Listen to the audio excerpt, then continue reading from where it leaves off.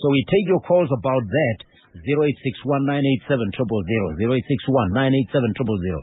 I'm not justifying anything. We're not talking xenophobia for its own sake. We're talking about what unemployment dropping or what we could achieve in South Africa by just dealing with the problem of unemployment. The 2014 Global Risk Report of the World Economic Forum states that South Africa has the third highest unemployment rate in the world for people aged between 15 and 24. Very excitable age, I must tell you.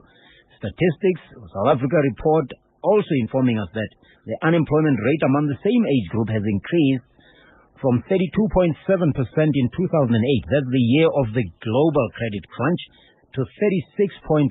So since the global credit crunch, unemployment has moved from 32.7 to 36.1. Of course, we have had a government responding by introducing the youth wage subsidies between 2014 and February this year, investing over 2 billion rand in youth subsidies.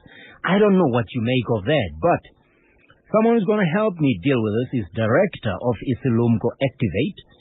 It's a multitasking organization, I must tell you. They do stuffing, they do brand activation, and a whole lot of other things. And we thought Breandan Powell, who's the director there and who joins me on the line, would be able to help us. Breandan, just talk to me about, first of all, the youth subsidies. Do you believe that's the proper government response to the problem of unemployment? Welcome. Hey, thanks, Victor.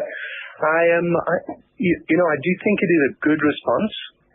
Whether it's going to solve all our problems with, sometimes we need more than one broom to clean a room. Yeah.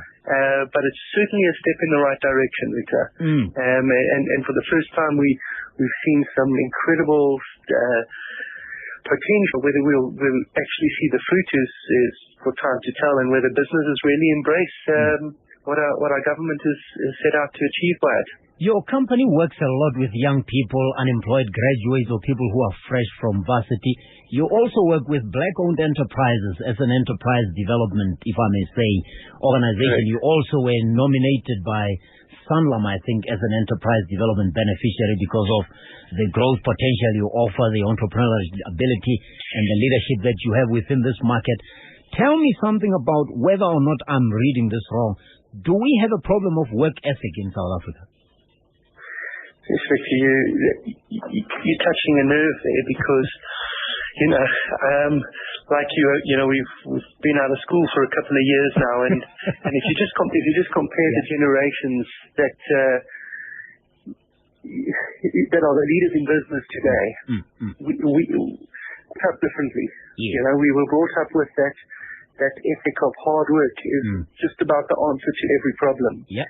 And unfortunately, I'm very passionate about young people, and I know you've been involved with coaching and mentoring over the years, and so I know this is something that you're passionate about too.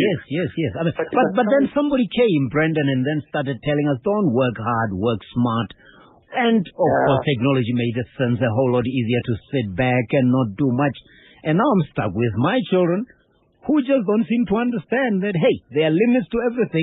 You say, give me a budget of what you spend. They say, no, it's all right. And then they know they can keep coming back asking for more.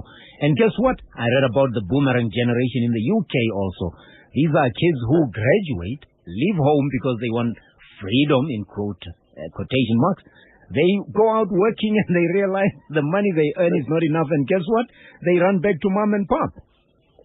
That's such and we've got this generation that we're dealing with in South Africa, young people whose families have scraped thousands and thousands of rand together to put them through varsity. Yeah. Where you're hearing stories of uncles and extended families and everybody chipping in, selling assets to put young people through varsity. They come out of varsity and they're not prepared to earn their stripes.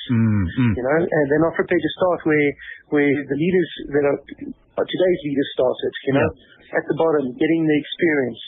So young graduates, Breandan, coming out of school, lacking experience. They might have fancy qualifications, but find themselves trapped in this vicious circle where they don't have experience to get the first job, which prevents them from getting employed. But at the same time, the longer they stay, the more they become despondent. And by the time they get an opportunity, they are no longer as motivated, and that hurts our productivity. And that's what I'm told by experts, that the other problem, even more, primary than unemployment is productivity, poor productivity. We're going to talk about that issue of productivity and work ethic after the traffic break with Lebo Hampukel. Power traffic. Thanks, Ravik, and a very good evening to you. We're going to start off in Melrose on the M1 southbound, where traffic is still backed up from Colette Drive past the Crown Interchange all the way till Boyson's Road. Expect a 30-minute delay on that route. If you're in Crestdown, Bears-Nordier Drive westbound, traffic is also backed up from Judges Avenue all the way till President Fouché Drive. There's about a 14-minute delay on that route. If you're in Parktown North on 7th Avenue westbound, expect a 15-minute delay from Jan Smuts to Barry Herzog Avenue in Dunkeld. Traffic lights that are working at Bompers and Oxford Road. Expect a 10-minute queue on all directions around that intersection.